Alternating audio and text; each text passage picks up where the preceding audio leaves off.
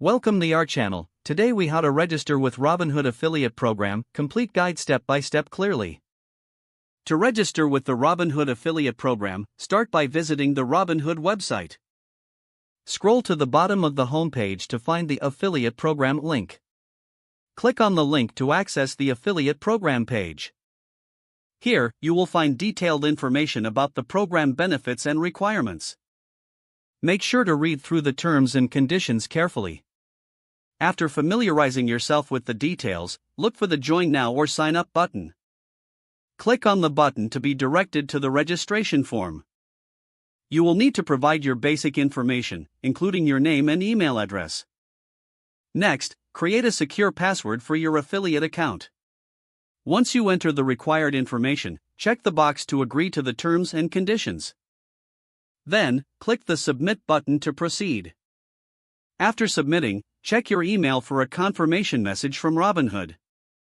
Follow the instructions in the email to verify your account. Once verified, log into your new affiliate account using your email and password. Now, complete your profile by adding any additional requested information. This may include details about your traffic sources and audience demographics. After updating your profile, you can start generating affiliate links. Navigate to the affiliate dashboard to find promotional materials and links. You are now ready to promote Robinhood and start earning commissions. Monitor your performance regularly through the affiliate dashboard to track your earnings. Stay compliant with any guidelines set by the Robinhood affiliate program. If the page does not load, refresh the browser or try again in a private or incognito window. Make sure you are using the correct email address, then retype it carefully to avoid small typos. If your password is not accepted, use the reset option and create a new strong password you can remember. Check your spam folder for verification or security emails, then complete any requested confirmation steps.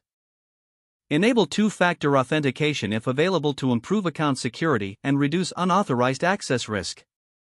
After signing in, review your profile details so your contact information and settings are accurate and current.